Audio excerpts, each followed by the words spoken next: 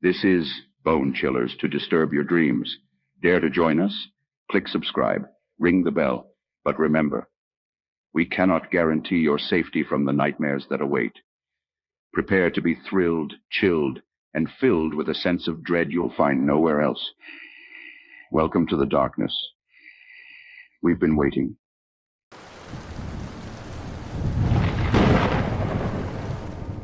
The revelation at Stillwater Marsh. The sun was shining brilliantly, casting a golden hue over Stillwater Marsh.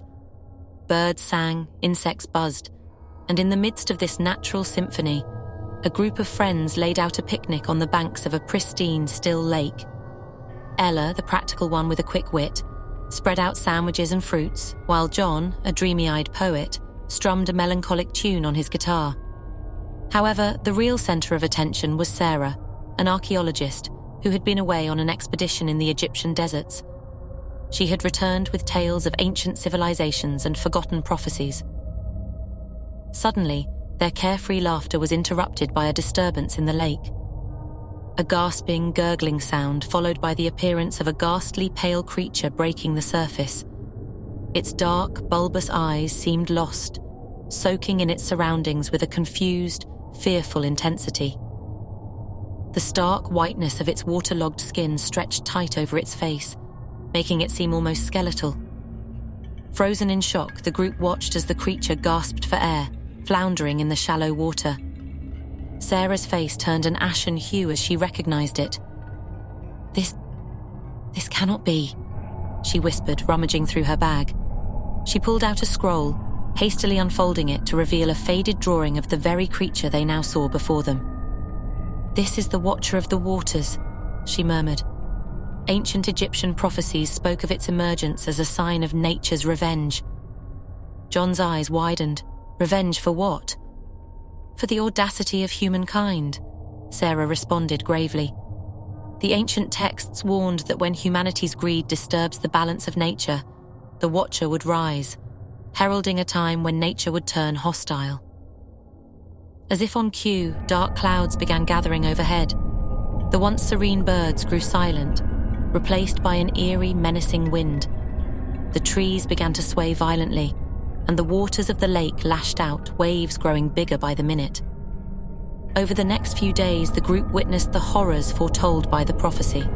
Wildlife became aggressive, plants grew thorns overnight, and the earth itself seemed to reject any form of human touch, with geysers and sinkholes appearing at random.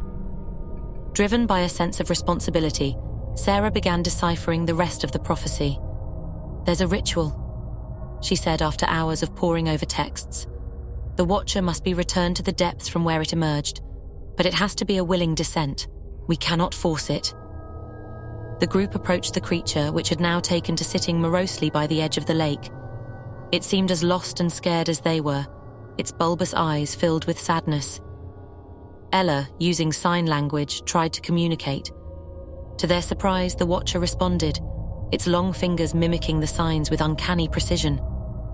Through a series of gestures and drawings in the sand, the creature conveyed its tale.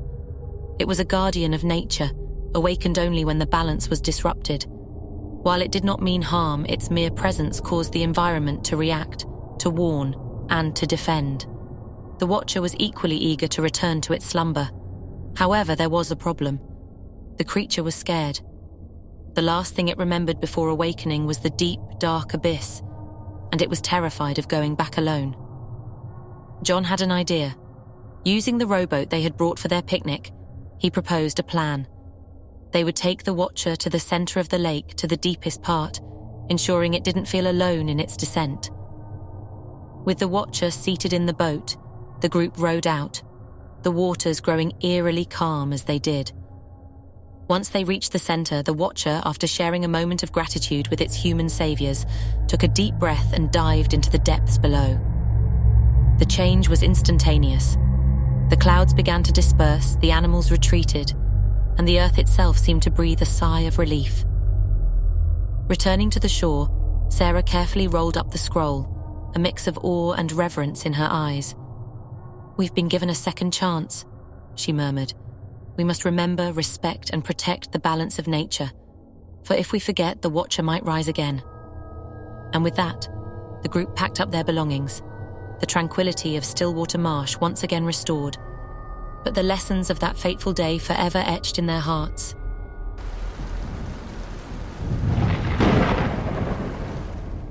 Static whispers.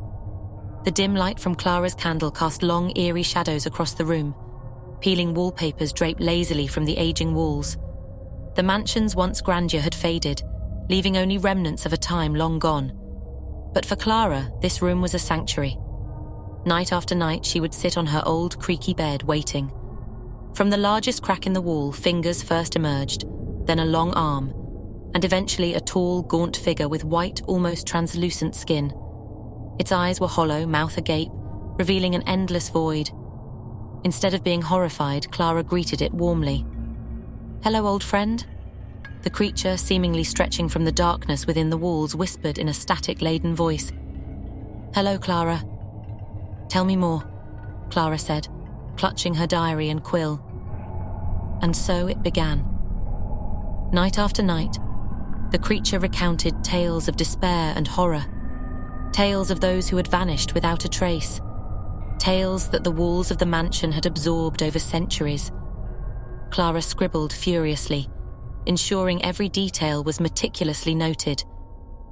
From the sorrowful maiden who was betrayed by her lover, to the servant boy who dreamt of freedom but met a gruesome end, the diary filled with their stories. One day, a knock echoed through the mansion. A young historian, Samuel, had heard tales of the old mansion and its ties to countless unsolved disappearances. His research had led him here in hopes of finding a missing puzzle piece. Clara, unused to visitors, cautiously opened the door, her blue eyes regarding Samuel with a mixture of curiosity and mistrust. "I'm looking for any documents or items that might shed light on the missing people from centuries ago," Samuel explained. Clara hesitated for a moment before leading him to her room. The diaries lay neatly stacked on a dusty shelf. "Maybe these could help," she whispered. Samuel's eyes widened as he began to flip through them. They contained detailed descriptions of each disappearance, not from the perspective of an observer, but from the eyes of a perpetrator. As he read on, the static-filled whisper grew louder in his ears, though Clara seemed oblivious. With each page, the whispers grew more distinct, more tangible, until Samuel felt a cold hand on his shoulder. Looking up, he came face to face with the creature, which now seemed even more terrifying in the dim candlelight. "You shouldn't have come here," it hissed. Panicking, Samuel tried to back away, but the creature's grip tightened. "Let him go," Clara pleaded, her eyes filled with tears. "Why?" The creature's static voice grew even colder. "He's done nothing wrong." The creature stared at Samuel for what felt like an eternity. "He knows too much, like all the others." Samuel's heart raced. "Others?" The creature tilted its head. "Those who have disappeared. I told their stories to Clara, but you've read them. Now you are a part of them." Clara sobbed. "Please let him leave. He won't tell anyone, will you?" She looked desperately at Samuel. "I promise," Samuel whispered, his voice trembling. The creature, after a long pause, released its grip. "Go and never return. The next time, there won't be a Clara to plead for you." Samuel, without waiting a moment longer, rushed out of the mansion, leaving behind the diaries and the chilling tales they contained. Clara, now alone, turned to the creature. "Why do you do this?" The creature sighed, the static in its voice growing softer. "It's my nature, Clara. This mansion binds me, feeds off the tales of despair. But with you, it's different." Clara hugged her diary close. "I only listen because it's the only company I have." The creature moved closer, almost affectionately, and I for the same reason. They sat in silence, bound by their lonely existence, knowing that as long as the mansion stood, their stories would continue. The legend of the haunted mansion grew, but no one dared enter its walls again. Except for the tale of a young historian who entered and left, speaking of diaries that held stories best left untold, and of static whispers that echoed in the dead of night.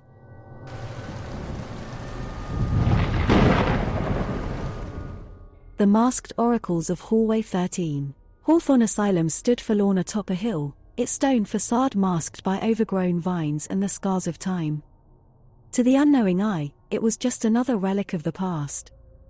However, those aware of its history told tales of Hallway 13, a forsaken corridor illuminated only by the pale glow of a single, dust-covered chandelier. On every Friday the 13th, when the clock struck midnight, the masked oracles would materialize. Derek was a skeptic. Stories of the supernatural were for children, or so he thought, until he found himself in Hawthorne on a fateful Friday the 13th night. His reasons were personal. He'd lost his mother and was desperate to understand why. If these oracles truly held the power of foreknowledge, then he needed to see it for himself. The winding passages of the asylum echoed with whispers of the past. Derek could almost hear the wails of the forgotten souls, those who once roamed the bleak walls. As midnight approached, he stood at the entrance of Hallway 13, heart pounding. The chandelier overhead flickered, casting wavering shadows on the clutter of abandoned wheelchairs and rusted medical equipment. And then, from the stillness, two brunette figures appeared, faces concealed behind elaborate Venetian masks. Their garments, seemingly from another era, rustled softly as they moved towards him. They were the masked oracles. Mustering up courage, Derek stepped forward. "Why did my mother leave me?" he asked, voice barely audible. One of the oracles, her eyes penetrating from behind the mask, spoke in a voice that seemed to come from everywhere and nowhere. "Are you willing to pay the price for this knowledge?" Derek hesitated. Losing a memory, any memory, was a heavy cost. But he was tormented by the need to know. He nodded. A cold breeze wrapped around him, making the hairs on his arms stand on end. The second oracle whispered, "Your mother knew of a dark destiny that loomed over you, a malevolent force that sought your soul. She left to protect you, to draw it away. But, in the end, it consumed her." Tears welled in Derek's eyes. The weight of his mother's sacrifice pressed upon his heart. Before he could respond, a blinding light enveloped him, and he felt a sharp tug in his mind. It was as if invisible hands reached into his head, plucking away fragments of his past. When the light faded, Derek stumbled back, disoriented. The masked oracles had vanished, leaving only the echoing silence of Hallway 13. He tried to recall memories of his mother, their shared laughter, the lullabies she sang. But they were slipping away, replaced by a void. In the weeks that followed, Derek struggled to make sense of his life. The gaps in his memory became chasms, turning simple tasks into puzzles. He would forget faces, places, and sometimes even his own reflection. Those around him watched helplessly as the once vibrant man became a shell, trapped in a labyrinth of confusion and despair. Sarah, Derek's childhood friend, saw his anguish and decided to investigate the legends of Hallway 13 herself. She returned to Hawthorne Asylum, hoping to find a way to restore Derek's memories. As the next Friday the 13th approached, Sarah stood at the threshold of Hallway 13. When the masked oracles appeared, Sarah didn't hesitate. "How can I retrieve Derek's memories?" she pleaded. The first oracle replied, "Every sacrifice has its price. To restore, you must forfeit." Understanding the gravity of her decision, Sarah whispered, "I'll give my memories for his." A wind surged through the hallway, and in an instant, Sarah's world went dark. Derek awoke the next day with a clarity he hadn't felt in weeks. Memories flooded back, his mother's smile, the songs she sang, even the pain of her departure. But amidst the joy, there was a void. He couldn't remember Sarah, the friend who had been by his side for years. Sarah, on the other hand, awoke with no knowledge of who she was or why she was in an old asylum. A note, clutched tightly in her hand, was the only clue to her past.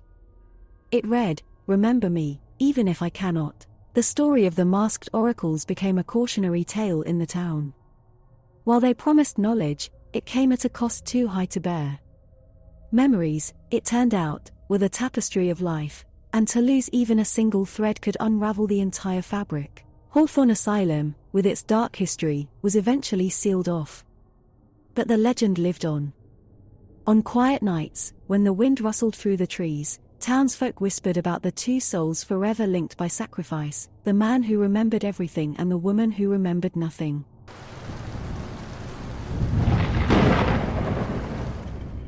Video testimony. The old, rusted camera had been set up in the dimly lit room.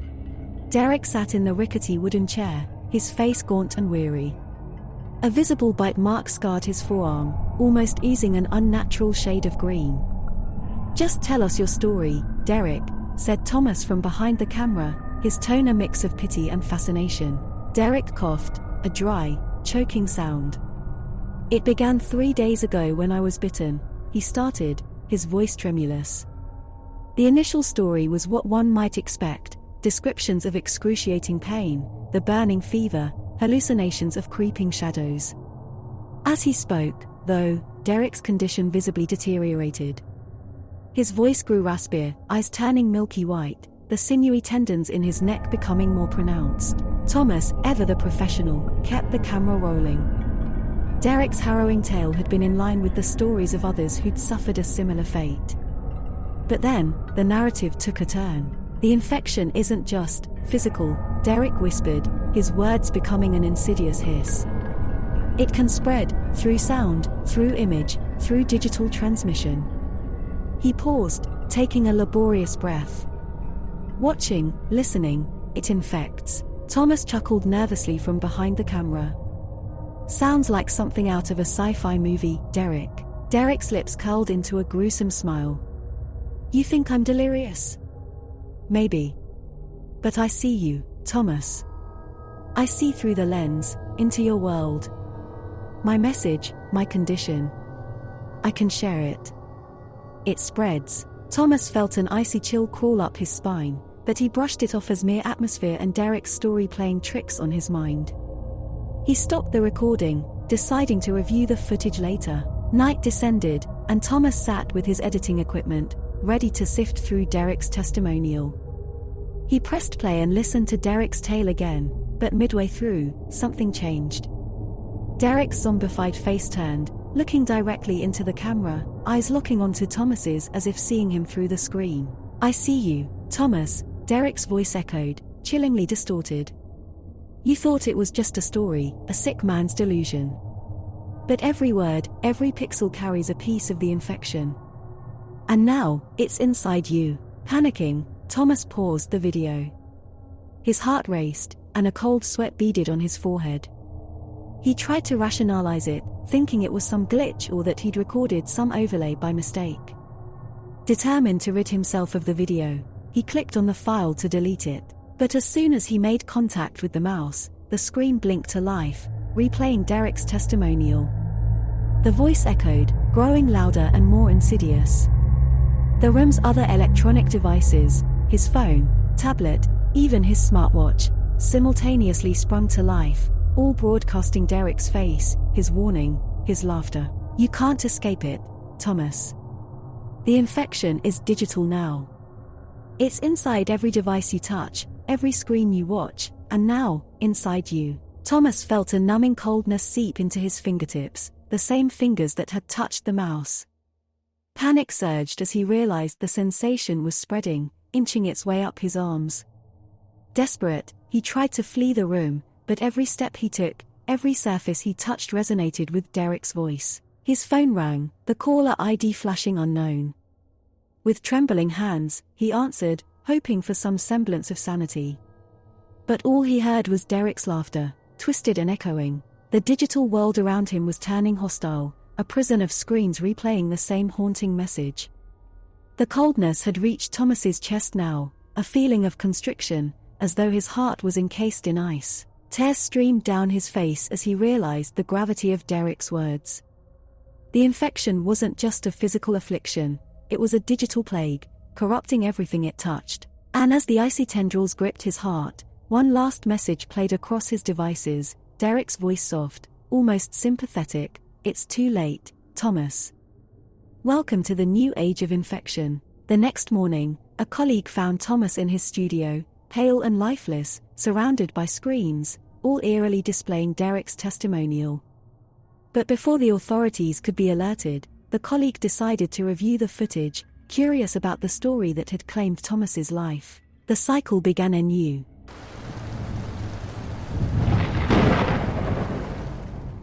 Silent descent. Leon had long resigned to his lonely existence in the city. The weight of his monotonous life had etched deep lines on his face, each one a testament to long hours spent under harsh office lights and countless nights returning to a dark, cold apartment. On one such night, as he made his way home, the ground trembled beneath his feet. Before he could react, massive, grotesque hands erupted from a nearby saw, pulling him down with such force that the world around him blurred. The sensation of wetness he expected upon impact never came. Instead, Leon found himself standing amidst a silent cityscape. It looked exactly like his home city, with the same towering skyscrapers and neon lights. But it lacked one thing: sound. No honking of horns. No chatter of passers-by. Just an oppressive, haunting silence. As he took in his surroundings, figures in the distance caught his eye. Tall, shadowy entities, draped in dark robes, silently patrolling the streets. Their elongated, skeletal hands stood out in stark contrast, and the memory of being dragged into this world sent a shiver down Leon's spine. A soft tug on his jacket pulled Leon out of his trance. He turned to see a woman, her eyes wide with fear, beckoning him to follow her into an alley. "They are the Silent Keepers," she whispered once they were safely hidden. "They ensure that no sound is made. If you so much as let out a whisper, they'll punish you." "I've seen it happen." Leon's heart raced, but he dared not utter a word. "How do we get out?" he wrote on a piece of paper he found in his pocket. The woman, whose name was Lila, scribbled back, "Noise. We need to make a noise so loud that it rips a hole in this silence." They began seeking out others trapped like them, discovering a motley group of souls who had been taken from their mundane lives. Together, they hatched a plan to create a cacophony so immense it would break the eerie serenity. Leon, with his office background, knew the power of coordinated chaos. They collected whatever they could find, metal scraps, fallen branches, even their own shoes, and began practicing. With every silent rehearsal, their determination grew stronger. Finally, the night of their uprising came. Lila led a chant, her voice rising from a whisper to a scream. Others pounded on their makeshift drums, clanged metal together, and shouted at the top of their lungs. Leon himself played an old piano they had discovered, its notes distorted but loud. The Silent Keepers rushed toward the noise, their faceless forms more terrifying than ever. But as the orchestra of chaos reached its climax, the world around them began to distort. A rift appeared, revealing the familiar, noisy city Leon had left behind. With a final push, the trapped souls charged at the Silent Keepers, using their instruments as weapons. The Silent Keepers tried to fight back, but they were overwhelmed by the noise and the sheer number of people. Leon, Lila, and the others raced toward the rift, and one by one, they leaped through, leaving the silent city and its terrifying guardians behind. Upon his return, Leon found himself lying on the ground, the cacophony of the real city echoing in his ears. Cars honked, people chatted, and the hum of life surrounded him. It felt like a dream, and for a moment, he basked in the joy of his freedom. But as the days turned into weeks, and weeks into months, Leon felt a new kind of emptiness take hold. The bustling sounds of the city were just as hollow as the silence he had escaped. His life, despite the noise, felt just as void of meaning as the shadow city he had been trapped in. The ordeal had changed him. He started to seek out silence, venturing into forests, abandoned places, and quiet corners of the city. But each time he found it, the memories of the Silent Keepers would flood back, turning his solace into torment. In his apartment, the ticking of the clock became deafening, reminding him constantly of the oppressive silence he had faced. The loneliness he had always felt now echoed louder in his mind. One evening, feeling particularly isolated, Leon decided to visit the saw from which he had been taken. As he approached, he noticed the familiar hands of the Silent Keepers reaching out, but this time, they didn't grab him. Instead, they handed him a single, silent bell. Leon understood. They weren't just keepers of silence, they were guardians against the void of meaningless noise. The bell was their gift, a reminder that while silence can be terrifying, it also held the potential for introspection and understanding. Leon's journey had come full circle. From the hollow sounds of his old life to the oppressive silence of the Shadow City, and back again, he had learned the value of true connection and meaningful noise. And so, in the heart of the noisy city he called home, Leon began his new quest, to fill the void not with meaningless chatter or deafening silence but with the sweet sounds of genuine human connection.